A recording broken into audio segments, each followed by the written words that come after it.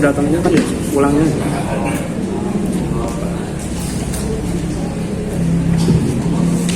Assalamualaikum warahmatullahi wabarakatuh. Waalaikumsalam. Bismillahirrahmanirrahim. Alhamdulillah.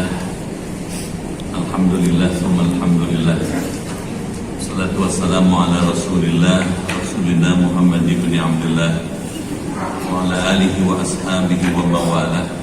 La hawla wa la quwata illa billah, amma ba'd. Untuk hormat ketua dan pengurus Yayasan Masjid Al-Kautsar, untuk hormat ketua dan pengurus DKM Masjid Al-Kautsar, Bapak Ibu hadirin dan hadirat sekalian, keluarga besar Masjid Al-Kautsar yang dimuliakan dan dirahmati Allah Subhanahu wa taala. Mengawali kaji kita malam ini adalah dengan sesama kita manjatkan doa. Yang pertama, semoga Bapak Ibu yang hadir dalam majelis ilmu malam ini beserta keluarga selalu dalam perlindungan Allah Subhanahu wa taala. Diberi kesehatan, keimanan, ketakwaan, keberkahan, kemajuan, kebahagiaan lahir batin, dijauhkan dari wabah, penyakit, malapetaka, teror, kejahatan dan lain-lain. Yang kedua, kita berdoa kepada Allah semoga Ustaz Kim hidupnya berkah. Ya, rumah tangganya sakinah. Ya, jadi mawaddah warahmah. Yang ketiga, kita berdoa buat keluarga Bapak Ibu yang hari ini sedang sakit. Kita doakan Allah angkat penyakitnya, Allah kembalikan kesehatannya sehingga dapat kembali aktif sebagaimana sedia kala.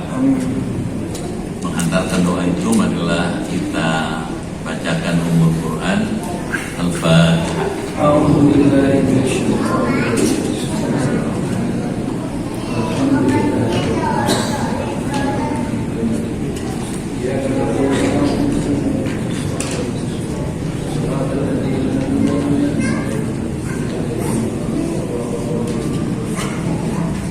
Bismillahirrahmanirrahim. Ya Fattahu ya Alim, iftah abwaaba qulubina binuri ma'rifatik wa akhrij alaina min dhulumatil jahli wal wahmi ila nuril fahmi wal ilmi waftah alaina abwaaba ilmika kama fatahtaha ala anbiyaika wa ulamaika al-mutaqaddimin al-mutaakhirin wanshur alaina rahmataka ya dzal jalal wal ikram.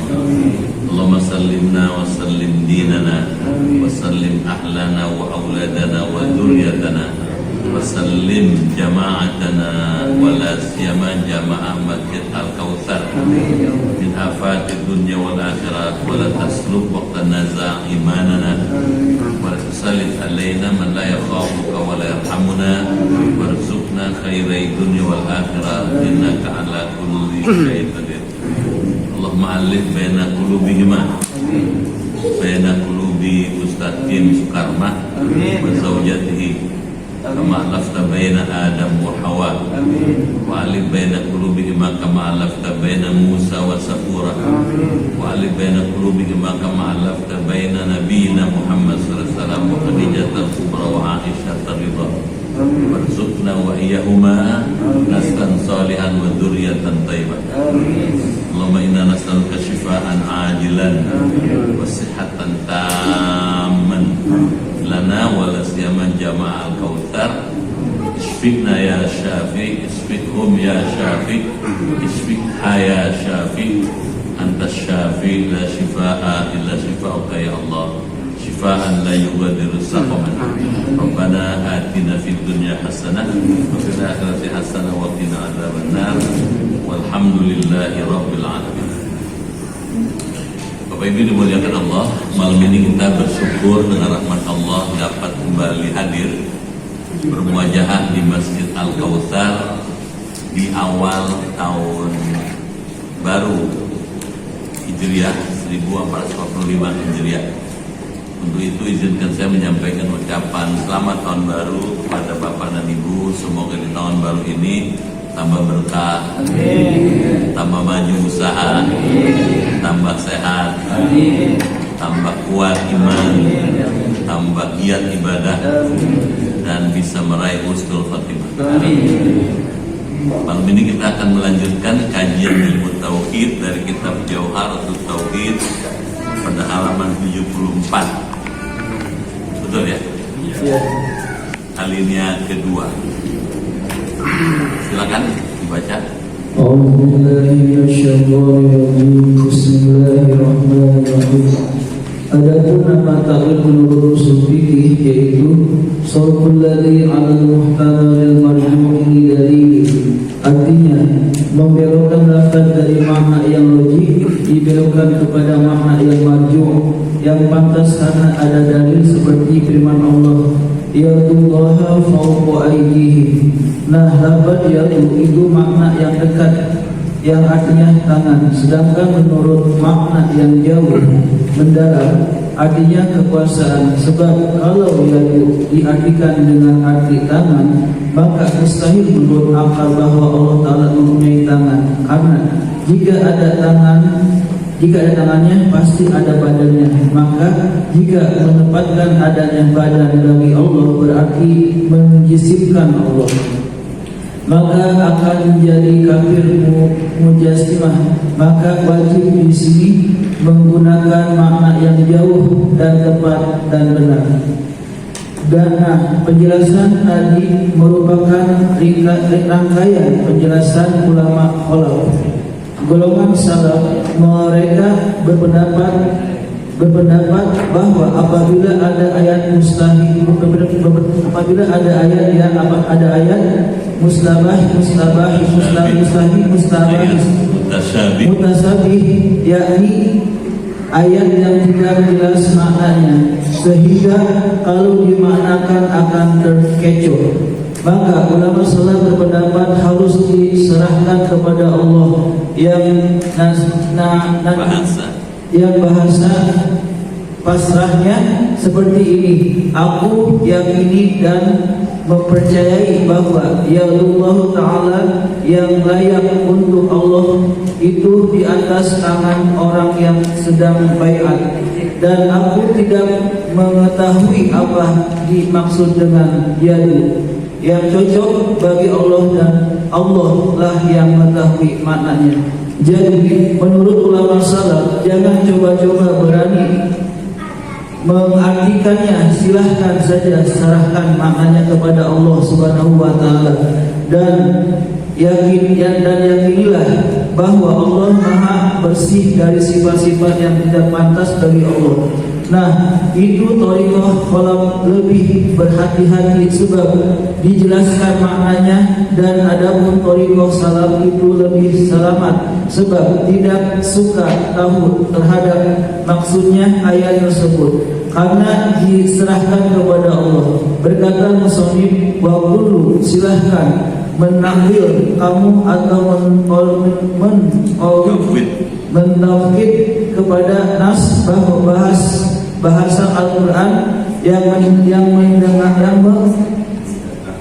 mendatangkan terhadap dugaan salah mentafsirkan maknanya, dan kamu harus mentekadkan membersihkan. Ya, baik. Kita simak apa maknanya. Ini metode bagaimana memahami teks Al-Quran yang mengandung hal-hal yang samar. Kalau ada ayat yang samar, yang nggak jelas, bagaimana memahaminya? Nah, itu ada metode yang mesti dilakukan, dan metode itu harus bertanggungjawabkan. Karena bila salah maknanya, bisa salah pahamnya, bahkan bisa menjadi syirik. Karena ini ilmu tauhid ini akan mengajarkan kita supaya hidup ini selamat dari syirik. Adapun nama ta'wil menurut usul fikih, usul fikih ada ilmu fikih, ada ilmu usul fikih. Dua hal yang hampir berdekatan tetapi beda. Kalau dalam ilmu umum misalnya Kalau ilmu fikih itu ilmu hukum, kalau ilmu usul fikih ilmu filsafat hukum, lebih dalam.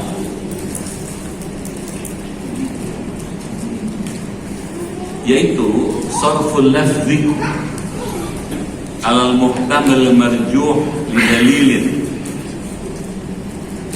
Apa itu takwil? Takwil adalah membelokkan lafaz dari makna yang rajih, makna yang unggul, dibelokkan kepada makna yang marjuh, lebih unggul lagi, yang diunggulkan, yang pantas karena ada dalil seperti firman Allah Ta'ala, yadullahi fawqa aydihim. Baca, yadullahi fawqa aydihim. Kalau ini diterjemahkan pakai bahasa terjemah, tangan Allah di atas tangan mereka. Bisa tangkap?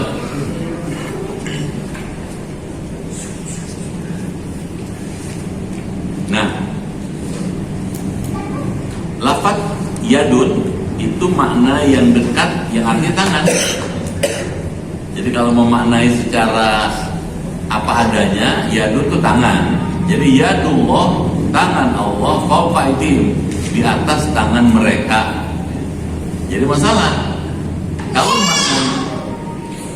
kalau maknanya tangan, kalau gitu Allah punya tangan dong. Kalau Allah punya tangan, bagaimana badannya, bagaimana kepalanya, gitu. Lalu bagaimana dengan ayat Quran, laisa kamitslihi syai'un, tidak ada satupun yang menyerupai Allah. Walam yakul lahu kufuwan ahad, tidak ada satupun yang sama dengan Allah, setara dengan Allah. Lalu gimana memahami ini? Gitu. Jadi ada masalah dalam memahami teks Al-Quran itu. Kalau diterjemahkan bermasalah, kalau ditafsirkan juga bermasalah. Jadi digunakan metode yang ketiga, takwilul Quran, mentakwilkan, menetapkan makna yang paling tepat dari ayat Quran.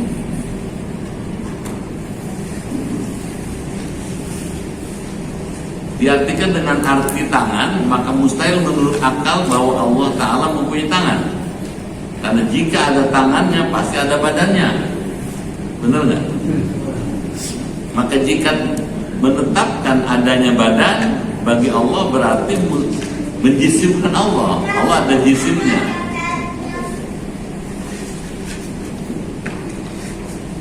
Maka akan menjadi kafir mujassimah. Mujassimah itu paham yang mengatakan Allah ada jisimnya, ada bentuknya, ada jasmaninya.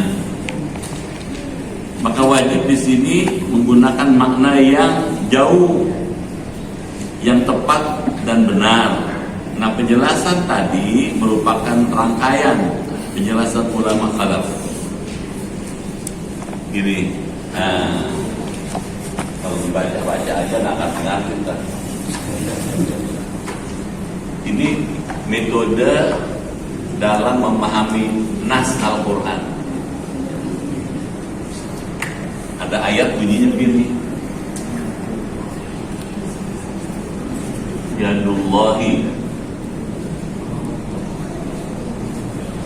fawqa aydihim. Ini ayat ini gimana memahaminya nih, gitu. Paham yang bisa menyelamatkan orang dari perbuatan syirik. Bisa tangkap ya? Nah, kalau ini digunakan pendekatan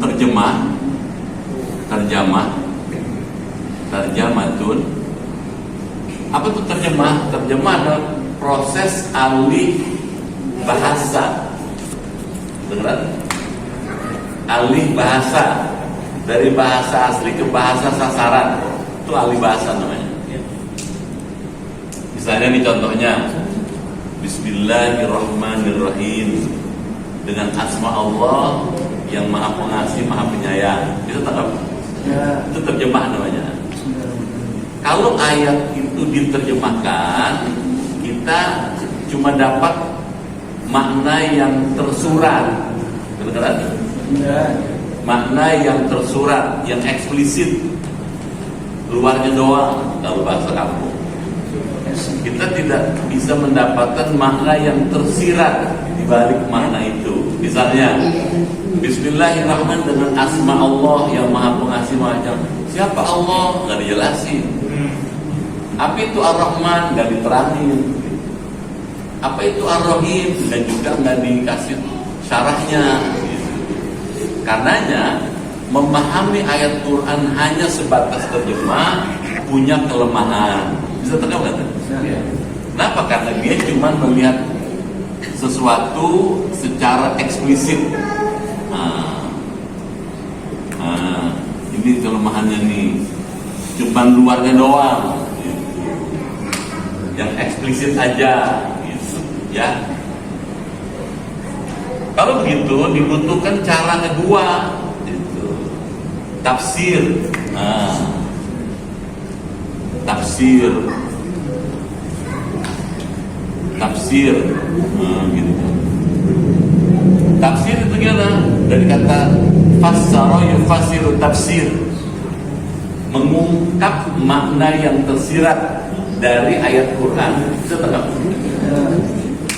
Ayat Quran ada makna di balik yang tersurat itu, di baliknya apa yang tersirat itu. Jadi yang diangkat adalah yang implisit.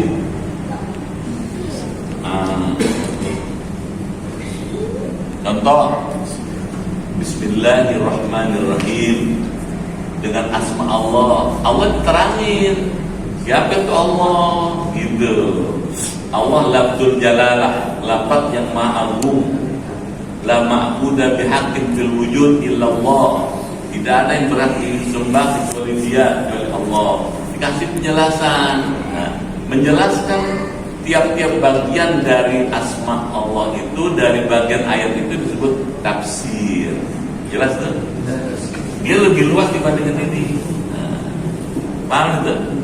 Tapi tidak semua ayat yang bisa diterjemahkan, bisa ditafsirkan. Kalau diterjemahkan bisa menimbulkan masalah. Ditafsirkan juga bermasalah. Misalnya, yadullah. Kalau makna yang paling dekat, yad itu tangan.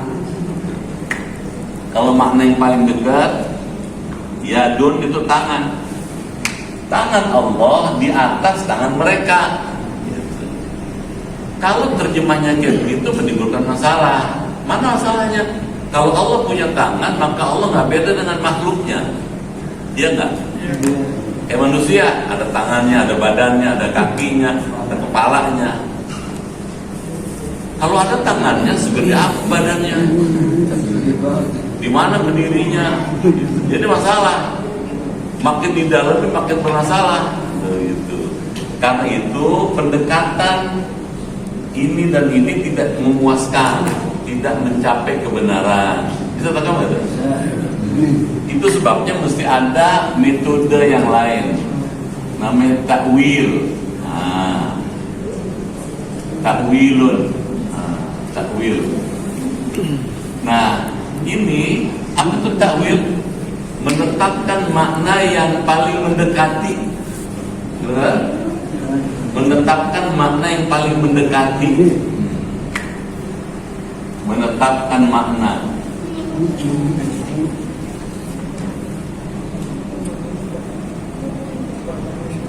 Nah, dari pendekatan terjemah atau tafsir tidak memuaskan karena akan menimbulkan masalah. Digunakanlah takwil. Nah, bagaimana takwilnya? Jangan digunakan kata yad artinya tangan, tapi yad di sini maknanya kekuasaan. Bisa terangkan nggak? Kekuasaan Allah di atas kekuasaan mereka. Ini lebih tepat. Sehebat apapun kekuasaan manusia, dia tunduk pada kuasa Allah. Setuju nggak? Contohnya Fir'aun. Kurang apa dia kekuasaannya? Begitu hebat dia kekuasaannya, tapi tunduk pada kuasa Allah. Gitu. Nah, berdasarkan alasan ini maka Tidak boleh setiap ayat Quran itu hanya diterjemahkan, juga ditafsirkan, mesti ada takwilnya gitu. Dan takwilnya mesti yang melakukannya orang yang kompeten di bidang takwil, nggak boleh sembarangan. Jelas? Sebab kalau sembarangan ujungnya salah. Kalau salah bisa syirik. Jelas?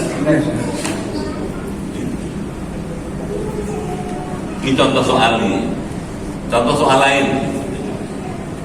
Allah menciptakan 7 lapis langit dan bumi. Sumastawa ilal ars. Ada kan? Diam aja nih. Ngaji kan mesti banyak contoh aja dong. Kalau cuma satu-satunya katanya gurunya cemen amat sih. Kemudian istawa alal ars. Kemudian Allah istawa. Kalau dimaknai terjemah bersemayam di atas aras gitu. Kalau bersemayam tengah-tengah aja dong. Lagi orang ngapain nih, orang kelapa dua nih gitu. Oh gitu. Masa Allah kayak orang gitu. Itu merendahkan Allah namanya. Nggak boleh dimaknai bersemayam tuh. Duduk di atas singgasana liatin aja gitu. Enggak. Allah nggak beda dengan manusia kalau begitu. Jadi kalau gitu istawa ala aras artinya apa? Setelah Allah menciptakan langit, menciptakan bumi, Allah menguasai arasnya gitu. Jadi kata istawa itu oleh para ahli tauhid, ahli sunnah jamaah dikatakan menguasai aras. Lebih tepat. Paham nggak ini? Contoh lagi nih. Ada ayat Quran yang kalau dibaca secara harfiah bisa salah maknanya. Kullu man 'alaiha fan. Ada kan? Wa yabqa wajhu rabbika dzul jalali wal ikram. Kullu man 'alaiha fan. Semua yang di atas muka bumi ini fana, binasa. Wa yabqa, yang bakal tetap tidak berubah katanya. Wajhu rabbika, wajah Tuhanmu. Kalau diterjemahkan dengan wajah, kalau gitu Allah ada wajahnya dong. Kalau ada wajah, rambutnya kayak apa? Makin susah tuh. Kepalanya segede apa? Kan begitu. Badannya di mana sekarang? Berdiri di mana? Golongan salaf, ya, ulama-ulama salaf, ulama-ulama yang dulu, mereka berpendapat bahwa apabila ada ayat mutasyabihat, ayat mutasyabih, ayat yang menimbulkan keraguan, kesamaran. Misalnya nih Pak, ayat itu secara umum dibagi dua.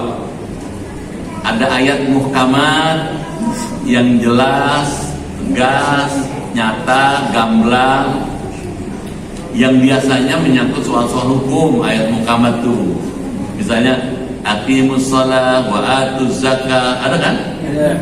Diam aja nih. Ada. Belum pada minum kali. Aqimus shalah, tegakkanlah sholat. Wa atuz zakah, tunaikanlah zakat. Jelas sekali perintahnya. Itu ayat muhkamat. Tapi ada ayat mutasyabihat, ayat yang samar. Misalnya alif lam mim, ada nggak? Hamim, qasin, ada kan?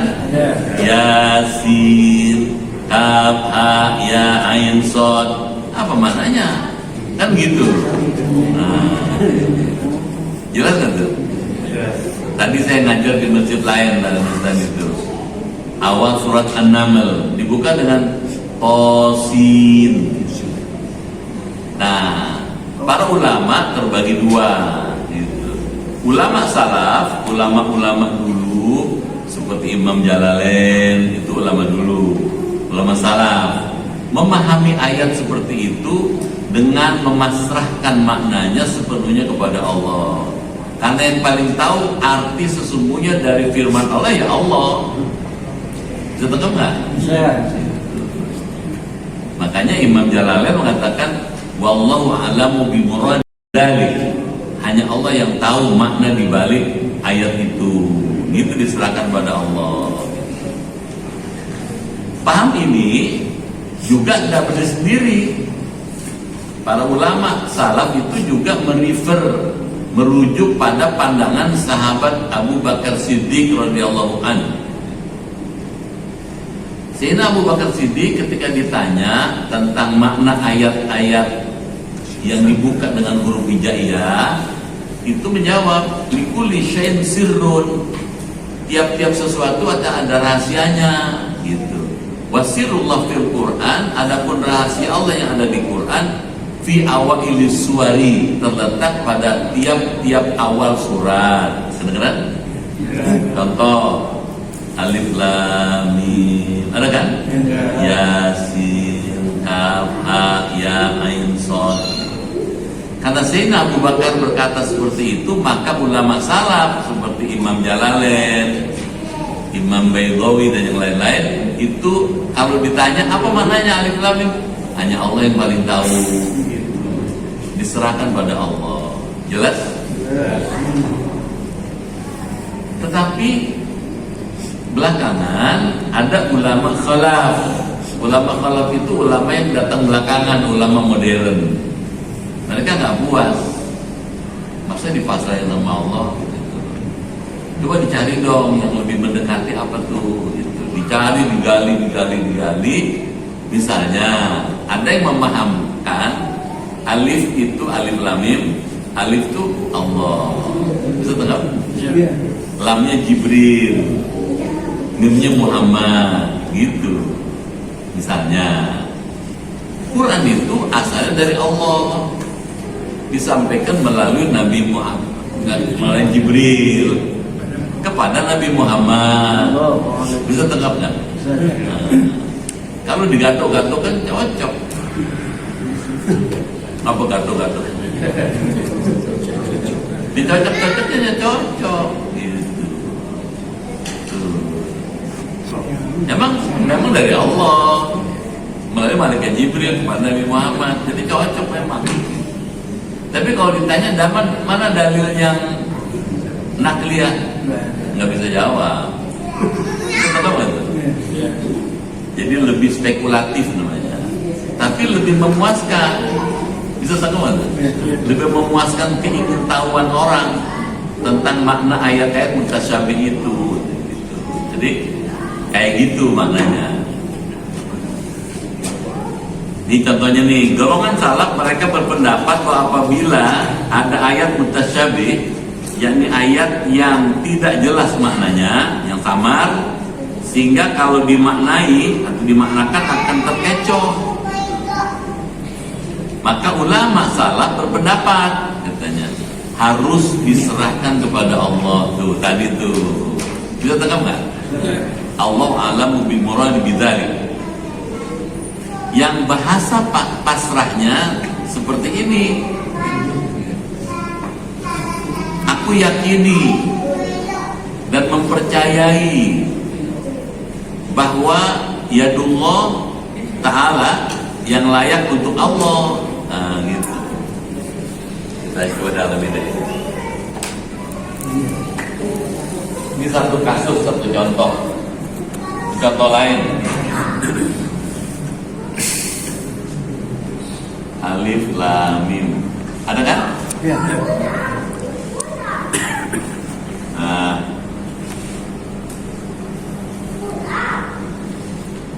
kalau ulama salaf,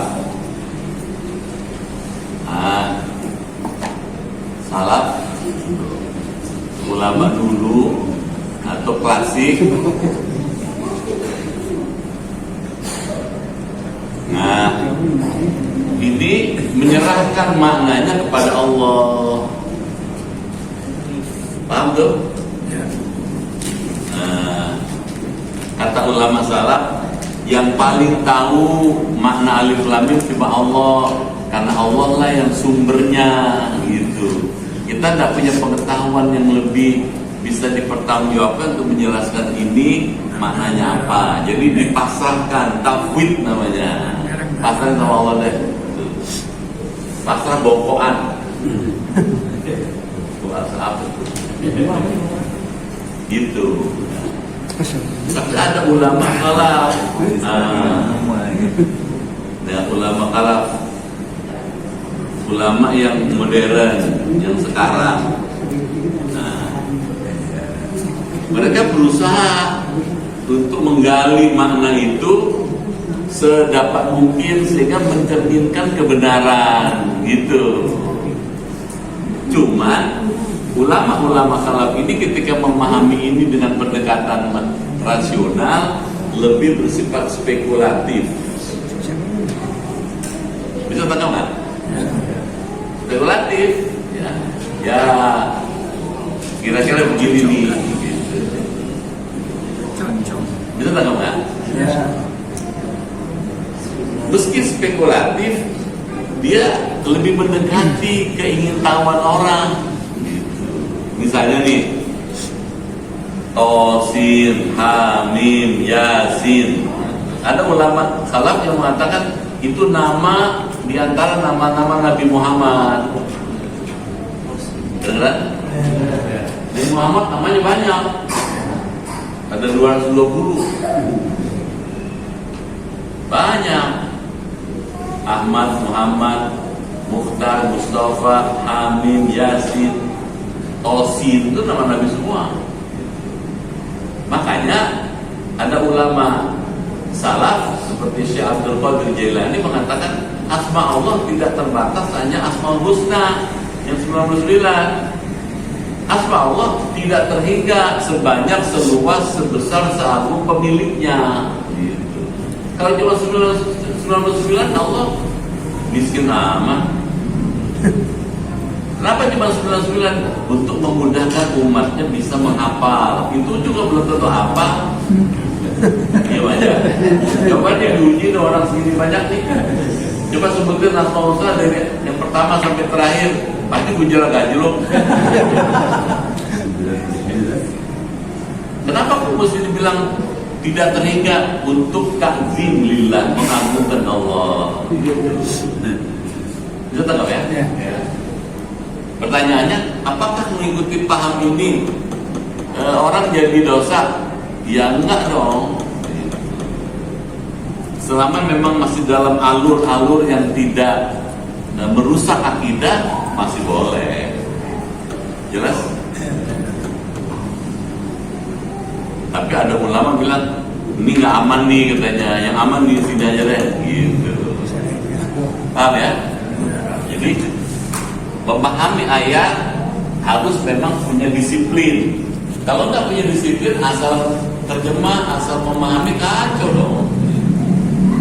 Itu gunanya ada ngaji-ngaji kayak begini. Jelas kan? Maka ulama salaf berpendapat harus diserahkan kepada Allah katanya.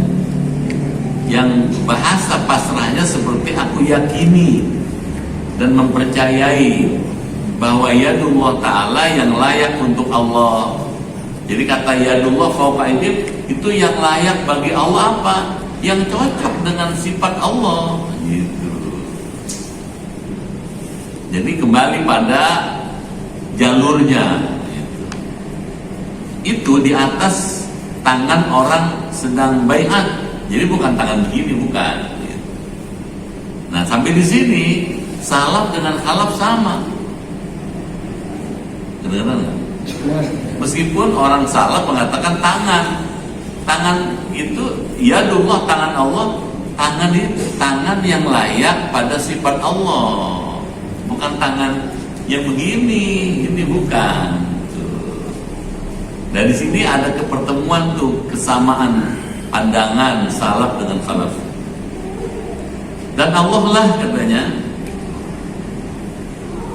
Dan aku tidak mengetahui apa yang dimaksud dengan yadun yang cocok bagi Allah.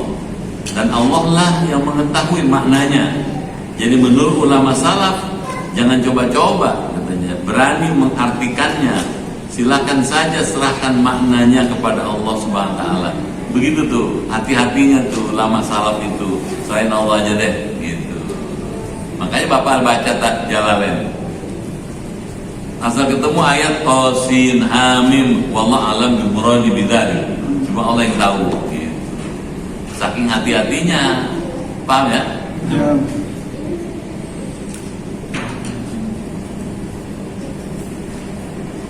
Silakan saja katanya, serahkan maknanya kepada Allah SWT dan yakinlah bahwa Allah maha bersih dari sifat-sifat yang tidak pantas bagi Allah. Nah itu tariqat halaf, lebih berhati-hati sebab dijelaskan maknanya, dan adapun tariqat salaf itu lebih selamat sebab tidak suka tahu katanya terhadap maksudnya yang tersebut, karena diserahkan kepada Allah. Berkata musannif penulis kitab, wa kullun, silahkan mentakwil kamu katanya atau mentafwid kepada nas-nas bahasa Al-Quran yang mendatangkan terhadap dugaan salah menafsirkan maknanya. Kamu harus mentekadkan membersihkan Allah. Jadi kesimpulannya apa? Nggak boleh sembarangan memahami Quran, harus ada juntrungannya. Jelas? Itu sebabnya kalau ngaji ada, lihat tafsir klasik seperti Jalalain, bisa tangkap nggak? Ada modern misalnya Maroghi itu modern, yang kontemporer Wahbah Zuhaili gitu. Setiap ulama yang menafsirkan Quran itu punya gaya sendiri-sendiri, punya metode sendiri-sendiri. Kedengaran? Contoh nih, Imam Maroghi mengatakan, ya, kata ihdinas siratal mustaqim, hidayah itu punya 5 makna. Kalau Pak Wahbah bilang ada 6. Bapak lihat tuh, ada pergeseran. Makin kemarin makin berkembang. Bisa tangkap? Misalnya nih, ketika kita membaca ihdinas siratal mustaqim, tunjukkanlah kami ya Allah jalan yang lurus. Jadi minta petunjuk. Minta petunjuk maknanya minta hidayah. Al-hidayah.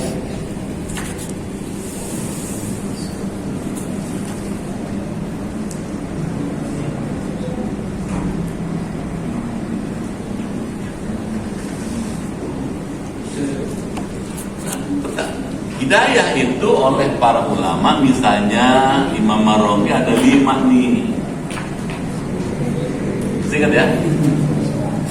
Ada hidayah yang bersifat hissiyah, hidayah yang bersifat ilham, hidayatul ilham. Bapak Ibu mungkin 2 hari yang lalu atau tadi pagi atau kemarin atau 3 hari yang lalu ngaji ada nggak gitu? Malam Sabtu mengaji gitu. Itu sudah dapat hidayah tuh. Bentuknya apa? Ilham. Bisa tak? Tapi ada hidayah yang bersifat insting, naluri. Apa contohnya? Orang kalau lagi susah teriaknya ya Allah, ada nggak? Nggak pernah susah kali orang kaya. Kalau lagi susah, lagi sakit, aduh dokter nggak bisa ngatasin nih, ya Allah gitu, teriaknya ya Allah. Kenapa dia teriak ya Allah? Gitu pertanyaannya. Karena dalam dirinya ada naluri, tuh. Ada hidayah yang bersifat naluriah, bahwa ada Allah. Kapan kok bisa ada naluri itu? Sejak sebelum kita lahir udah ada. Waktu kita masih berbentuk alam arwah, di alam arwah Allah nanya kepada roh manusia, alastu birabbikum, bukankah saya Tuhan kamu? Waktu itu bapak jawab, ibu jawab, bala syahidna, bahkan kami bersaksi kalau saya kami sembah. Berarti sejak dulu masih dalam arwah kita sudah punya naluri berketuhanan. Muncul lagi ketika kita susah gitu. Itu juga naluri petunjuk tuh. Bisa tak? Ada hidayah bersifat akal. Kedengeran? Haji mas saya emang mesti sabar nih. Bener Pak. Suara saya kan begini aja nih, nggak teriak-teriak. Loh, kalau saya teriak-teriak, menurut saya nggak sopan. Orang sedekat begini saya teriak-teriak kan nggak kebolok. Ustaz katanya ngomong beberekan, emang anggap saya bolot gimana? Budek bagaimana gitu. Cuman ngaji macam begini nih, kalau kurang sabar bisa pules. Makanya pengurus masjid sediain minum. Tapi begitu rapi ada rotinya. Ada kan gitu kan? Kadang-kadang ada sate ayam. Itu selingannya supaya nggak ngantuk. Kan gitu kan? Manusia ini begitu lahir nggak bisa baca, nggak bisa nulis. Lama-lama akalnya berkembang, bisa baca, bisa nulis, bisa punya ilmu. Pertanyaan, siapa tuh yang mengembangkan akal yang tadinya sederhana, nggak bisa baca, sekarang bisa? Allah nih. Itulah hidayah Allah. Jelas? Ada hidayah yang bersifat agama. Hidayah itu din namanya, hidayah agama. Apa contohnya hidayah agama? Itu saya ngajar di tempat lain, dia ngajar ya, di Masjid Al-Mukhlisin Grogol. Di seberang masjid ada rumah penduduk kolonel angkatan laut. Itu kalau pagi dia orang Manado. Orang Manado itu kalau pagi jogging, dia keluar rumah jogging gitu. Asal keluar rumah, terus dia lihat orang Islam katanya kalau sembahyang pagi cuci tangan, cuci muka, cuci kaki, baru masuk ke masjid. Agama saya kalau masuk ke tempat ibadah pakai sepatu, belum tentu bersih sepatunya. Gara-gara ngeliat orang wudu, kata dia alangkah sucinya agama Islam, masuk Islam. Nah itu hidayah din, itu hidayah agama. Bisa agama? Hidayah agama. Ada hidayah berupa taufik. Taufik itu bimbingan. Ini dia 5 nih gitu. Ini Imam Maroni. Apa bimbingan taufik? Bapak mungkin 2-3 hari yang lalu saya mau ngaji begitu hari Jumat malam Sabtu Bapak dibimbing sama Allah. Jadi bagaimana bimbingnya? Nggak ada tamu, badan sehat, jalan lancar, nggak hujan, kan gitu bukan? Iya. Tuh digiring kemari, bisa terus kemari. Itu bimbingan Allah tuh. Ini hidayah semua. Bisa tak? Nah, belakangan muncul Profesor Wahbah Az-Zuhaili. Kata Wahbah Az-Zuhaili sebetulnya bukan 5, ada 6 gitu. Hidayah tuh maunah tuh, ada hidayah yang berupa pertolongan Allah. Nah, apa pertolongannya? Badan sehat, jalan lancar, gitu. Ya, nggak ada tamu, nggak ada masalah, dapat datang tepat waktu. Ini pertolongan Allah nih. Tuh. Nah, kalau pakai bahasa akademis, hidayah itu ada yang bersifat intuitif. Yang ilham ini jelas. Ada yang bersifat instinktif.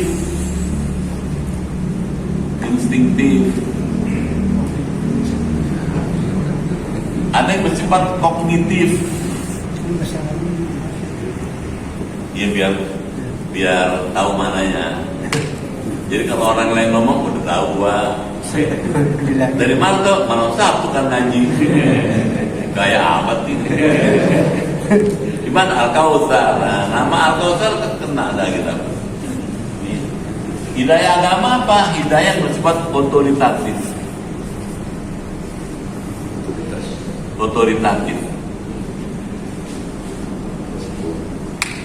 Hidayah berupa bimbingan, dia bersifat direktif. Nah, direktif itu memberi bimbingan. Sono, gitu. Jelas? Belakangan muncul Profesor Rafa bilang hidayatul mauna. Mauna itu pertolongan bersifat suportif, dukungan.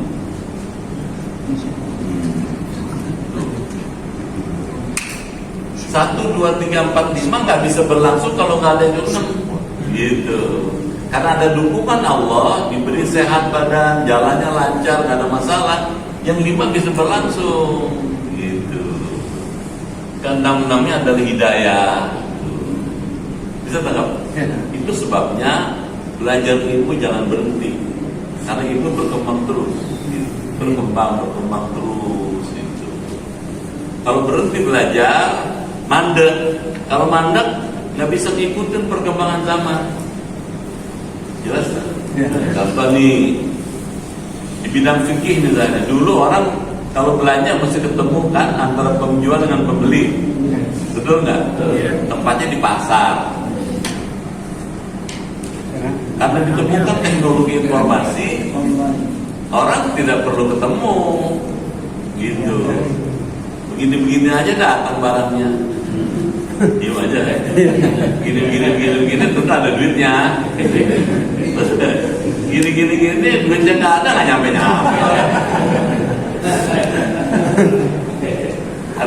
Artinya apa? Ada online bisnis, ada online shopping, gitu. Arti ilmu berkembang terus. Nggak ada dalam kita fikih klasik, matan takrib, ya kan?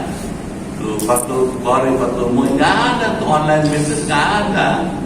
Kok sekarang ada? Itulah gunanya mengejar ilmu nggak pada berhenti. Gitu. Nah, sama dengan kasus ini nih, gitu. Nggak boleh berhenti. Karena kalau cuma dari terjemah, nyasar. Gitu. Kalau nyasar, sesat. Kalau sesat, bisa musyrik. Makanya hati-hati. Paham ya? Bersyukurlah ada pengajian. Menurut saya sih, orang tinggal di Kelapa Dua beruntung.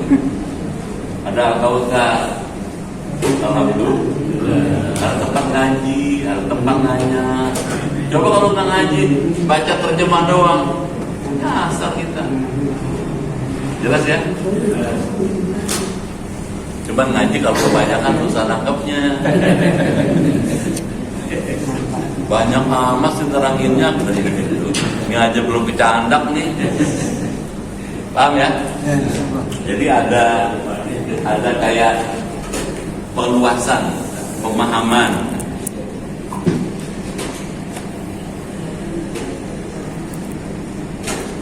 Nanti akan dijelasin nih sampai sini apa bedanya paham Ahlus Sunnah dengan paham yang dikembangkan Ibnu Taimiyah.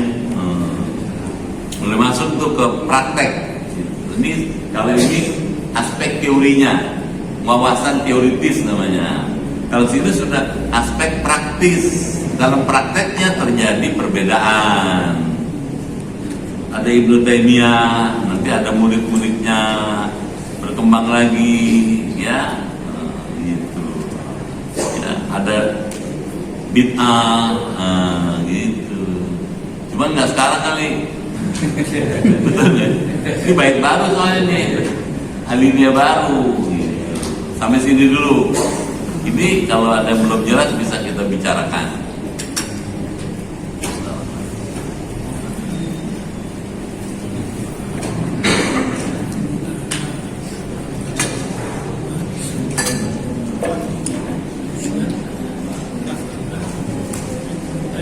Ya Pak.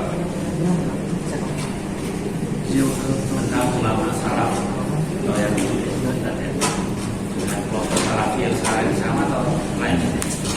Ya.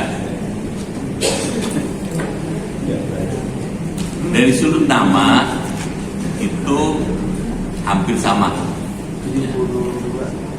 Ulama salaf, ulama yang rujukannya kepada salafus soleh, orang-orang soleh zaman dulu.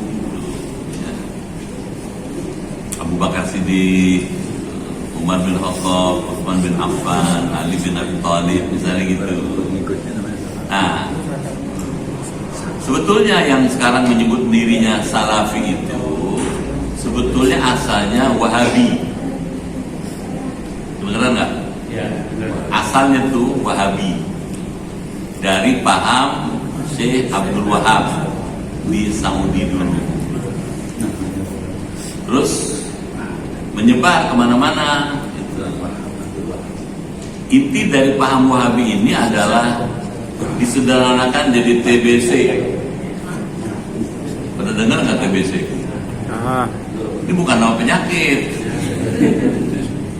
TBC itu takhayul, bid'ah dan khurafat. Itu kalau mendengar dakwahnya Wahabi itu fokusnya TBC aja, bid'ah lu, gitu. Khurafat tuh katanya, takhayul gitu. Jadi itu yang dikembangkan gitu. Lama-lama paham ini kurang bisa diterima masyarakat internasional, apalagi Indonesia. Kurang bisa diterima. Kenapa? Karena bertentangan. Misalnya nih, kenapa sholat pakai geremengan aja? Tuh geremengan, ngegeremeng aja. Zikir, bid'ah tuh, gitu. Nah, sebetulnya tidak bisa langsung mencap bid'ah. Kenapa tidak langsung mencap? Nggak boleh mencap bid'ah karena ada dasarnya. Misalnya nih, Bapak baca kitab Al-Adhkar An-Nawawiyah. Itu kitab hadis yang ditulis oleh Imam Nawawi, ahli hadis ya, yang nulis kitab Riyadhus Shalihin. Itu ada kitab segini. Di dalam salah satu babnya dituliskan Babul Adhkar ba'da sholatil mafruḍah, zikir setelah sholat fardu.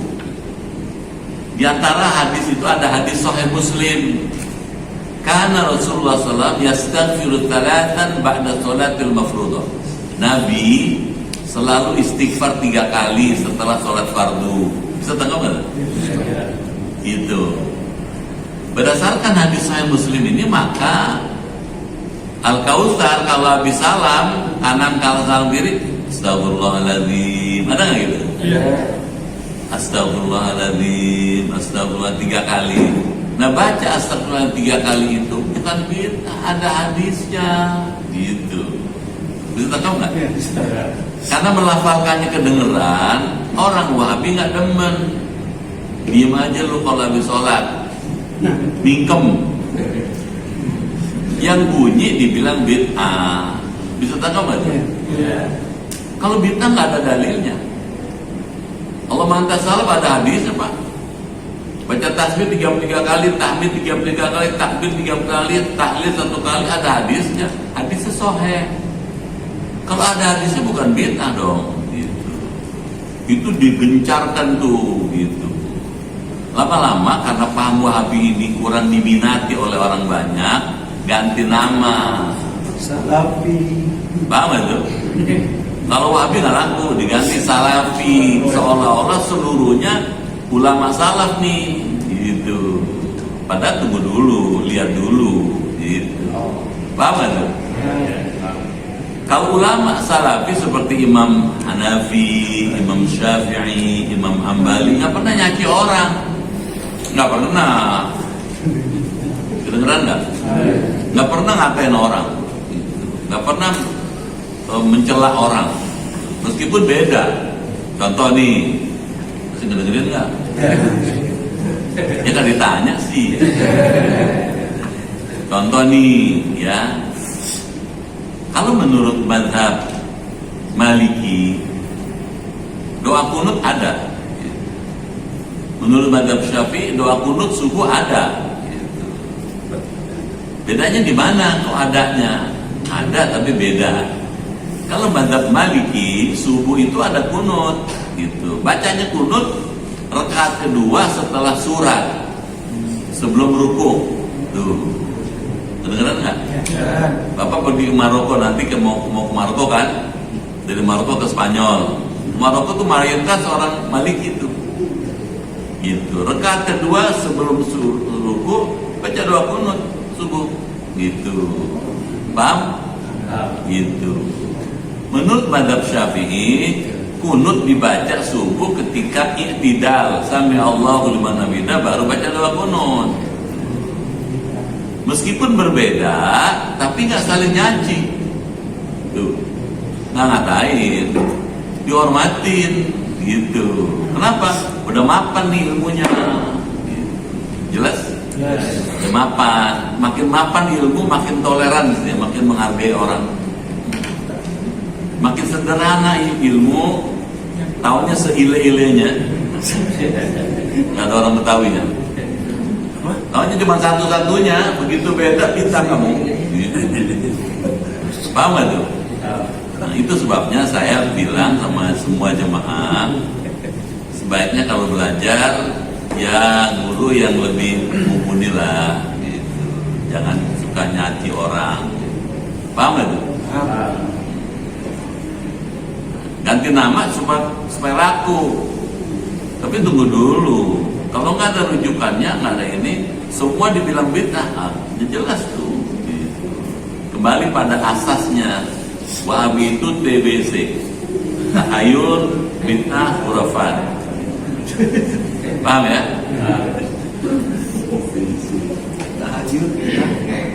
Khurafat.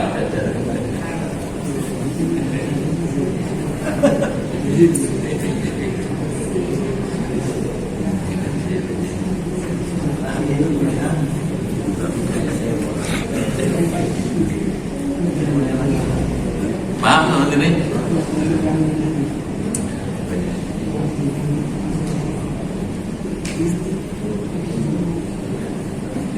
Dan pada umumnya yang bikin beda lagi, kalangan ini hanya memahami teks secara harfiah, begitu hurufnya, begitu maknanya.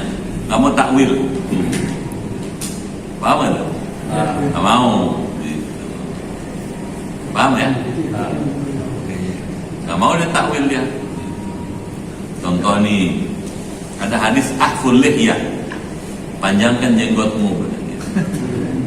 Paham nggak tuh? Begitu bunyinya, ya udah dipanjangin aja dah. Paham nggak tuh? Dia nggak mau dalam konteks apa hadis itu, dalam rangka apa hadis itu. Kalau ditelusuri lagi jauh, bahwa perintah menyuruh sahabat untuk memakai jenggot itu ke dalam konteks perang. Kedengeran nggak? Ya. Dulu kan orang perang nggak pakai seragam.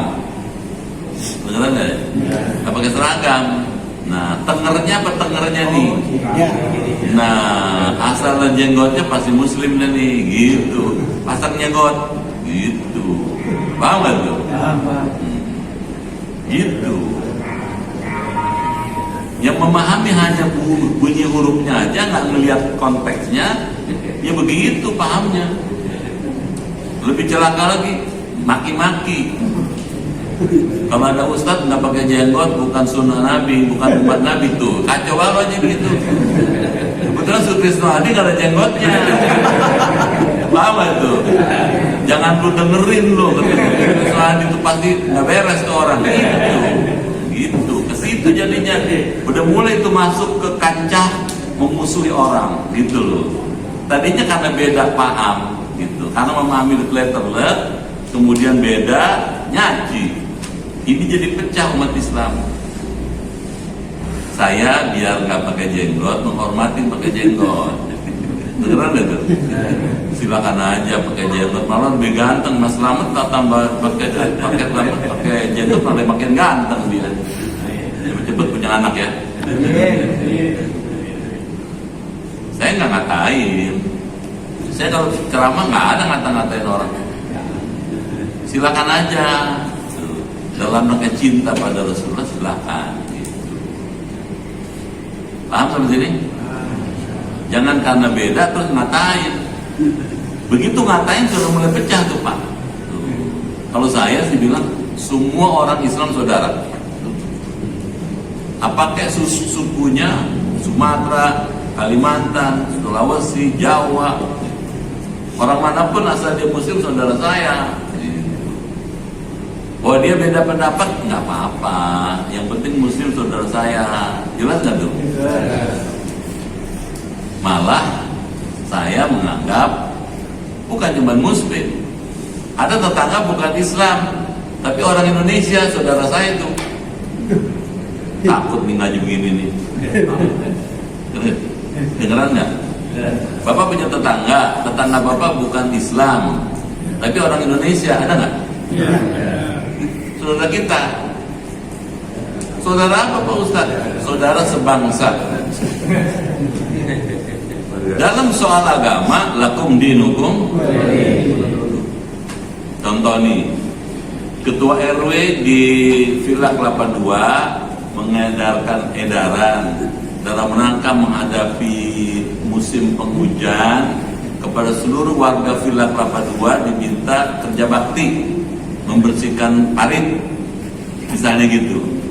Keluar semua nih, yang muslim keluar, yang bukan Islam keluar. Boleh nggak kerja bakti bareng? Boleh. Takut namanya nyautinnya? Boleh. Boleh aja kerja bakti bareng dalam rangka membersihkan parit supaya nggak banjir. Begitu adzan zuhur, yang muslim bilang, maaf ya saya mau izin dulu ke Masjid Al-Kautsar mau sholat. Yang bukan muslim silakan. Ada penghargaan. Jelas nggak tuh? Bahkan itu orang sama-sama orang Indonesia meskipun bukan Islam. Ada manusia bukan Indonesia, bukan Islam, orang asing, saudara saya, saudara kita. Pusing lagi ngaji nih. Misalnya, saya pernah sama ibu-ibu bapak sini ya, ke Belanda, ke Amsterdam. Sudah 3 kali ke Amsterdam, ke Prancis, Luxembourg, kemudian ke Belanda, ke Belgia. Waktu sampai di Belanda, di Amsterdam, orang Belanda justru hormat sama kita, dihormatin kita, dipersilakan dengan baik, dengan bahasa yang hormat. Padahal dulu penjajah dia. Kita hormati lagi dong. Bisa tangkap nggak tuh? Saya dulu diundang ke Amerika dan Kanada. Di Amerika saya dibukain pintu sama orang bule. Saya bilang terima kasih gitu.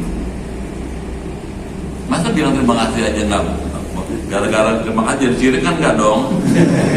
Sirik lu ngucapin terima kasih. Masa orang baik bukain pintu, saya mau keluar dia bukain pintu, saya bilang terima kasih. Masa kalau gara-gara begitu jadi syirik? Enggak lah. Meskipun dia bukan Islam, bukan Indonesia, tapi dia manusia ciptaan Allah. Gimana tuh letaknya? Kita mesti hormatin dia. Gitu. Ada hadisnya. Irhamu man fil ard, yarhamkum man fis sama. Kasih sayangilah semua yang ada di atas muka bumi ini. Kamu akan dikasih dan disayangi oleh orang yang semua yang ada di langit.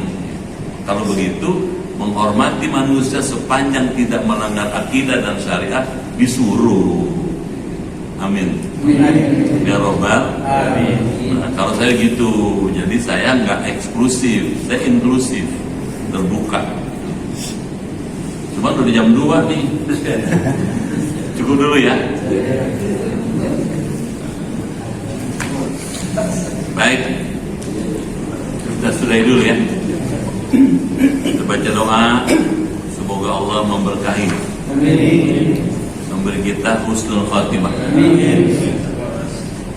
Makin tambah umur, makin maju kita, makin dekat pada Allah. Al-Fatihah.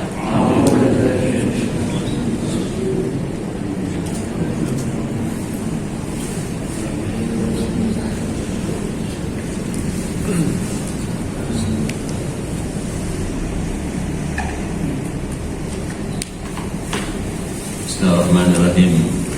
Allahumma bihaqqil Qur'an wa bi kalamikal qadim wa bi Muhammadin khatamin nabiyyin wa bi haqqi ummil Qur'an allimnal Qur'an wa faqihna fid din wa allimna ta'wil wa hdina ila sawa'is sabil. Allahumma inna nas'aluka imanan kamilan ويقينا صادقا ورزقا واسعا وقلبا خاشعا ولسانا ذاكرا وبدنا صابرا والعفو عند الحساب ونجاة من النار. اللهم اختم لنا بحسن الخاتمة ولا تختم علينا بسوء الخاتمة. ربنا آتنا في الدنيا حسنة وفي الآخرة حسنة وقنا عذاب النار. Walhamdulillahi rabbil alamin.